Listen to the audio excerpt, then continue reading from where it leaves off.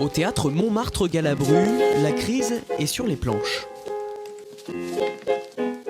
D'un retournement l'autre, c'est l'histoire vraie de la crise économique en alexandrin et en musique. Et à nouveau la bourse caracole. Il n'a pas pris 3 La pièce a été écrite par Frédéric Lordon, membre du collectif des économistes atterrés, proche de la gauche.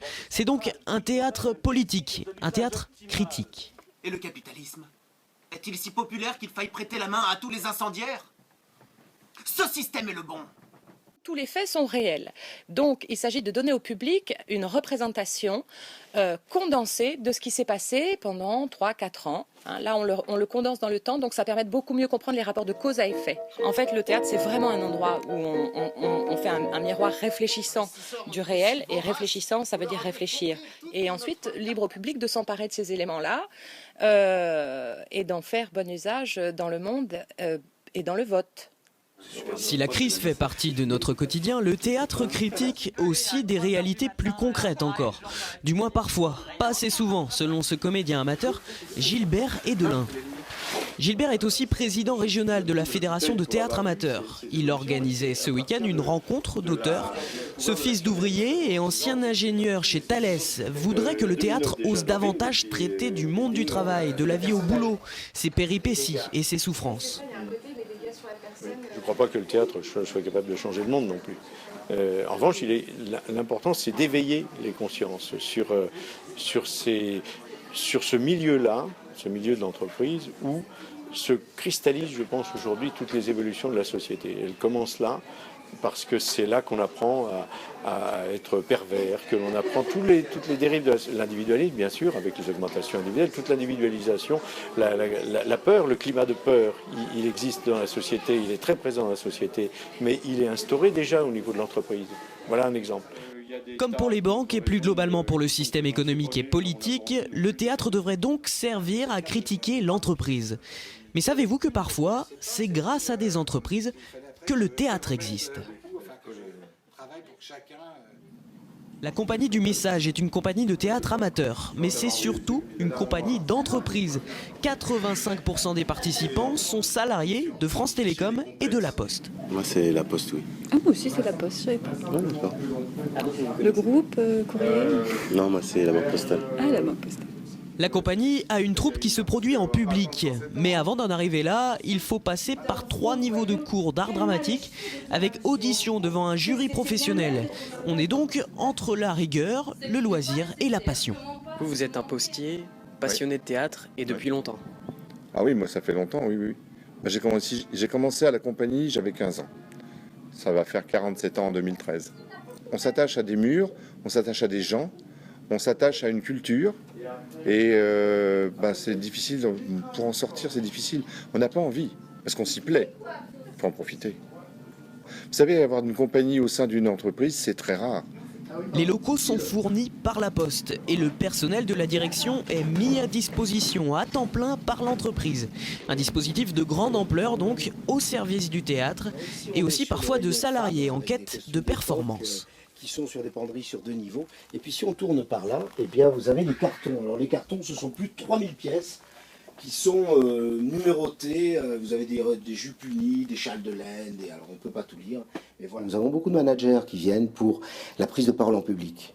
Et ça leur permet comme ça de pouvoir être plus à l'aise dans leurs interventions en public, autant auprès de leurs collaborateurs que lors de conventions ou dans des conditions un petit peu particulières requises par leur métier. Et puis il y a ceux qui aiment vraiment le théâtre, qui en ont déjà fait, qui vont venir chez nous, qui vont suivre le cursus, comme tout le monde, à partir du niveau 1, niveau 2, niveau 3, et qui vont devenir des gens qui seront très rapidement dans la troupe. Voir ici.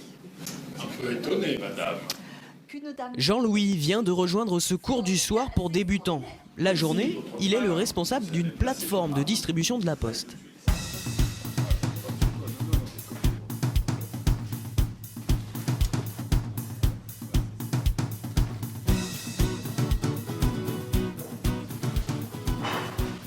À Tismons, en banlieue parisienne, ici c'est dans la bonne humeur que les postiers travaillent, sous la houlette bienveillante de notre patron à tout faire. Passer les voir quand même. Là, par exemple, j'ai une factrice qui n'a pas eu son dépôt, il peut y avoir un scooter en panne, il peut y avoir une tournée à faire le matin, donc il faut que j'y aille, il faut que j'aide à la préparer, je peux avoir à faire la cabine, je peux être demandé à peu près n'importe où. Le travail, c'est la santé, rien faire.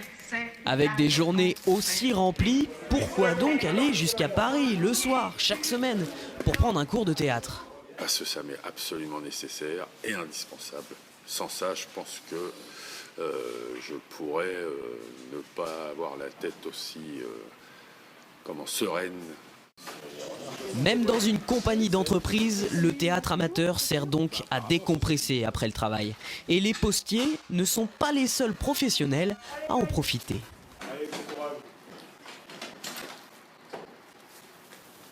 Des dossiers empilés jusque sur le sol, nous sommes dans le bureau d'une avocate.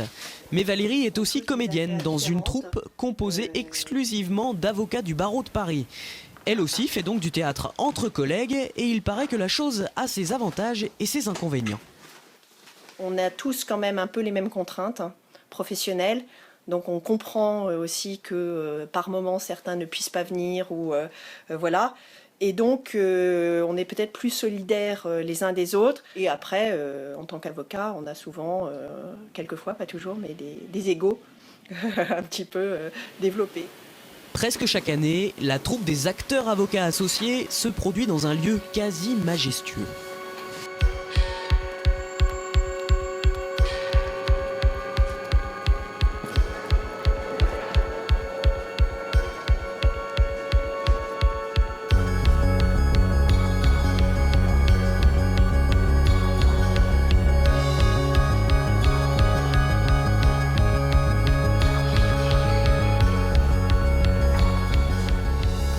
La bibliothèque de l'Ordre des avocats, elle a 200 ans et depuis 20 ans, lorsque la troupe en a besoin, elle est totalement transformée en salle de spectacle. On prend les services d'une société professionnelle qui est spécialisée dans les décors de théâtre, qui nous monte une scène, qui monte notre décor. Et il y a également une société qui nous installe la régie, puisque ici c'est pas une pièce destinée à cela, donc on a toute une régie qui est mise en place. L'association reçoit une subvention de l'ordre, c'est pour cela qu'elle n'accueille que des avocats. Nous sommes liés tous par des liens d'amitié assez forts, donc c'est davantage une troupe de copains qui a trouvé comme prétexte le fait d'exercer le même métier. Cette année, la troupe a joué une comédie moderne proche du boulevard. Mais en juin prochain, Georges Sauveur sera moins politiquement correct. Il jouera dans une pièce qui tournera le monde de la justice en dérision. Le théâtre amateur peut donc raconter et critiquer le monde professionnel, même quand il dépend de lui.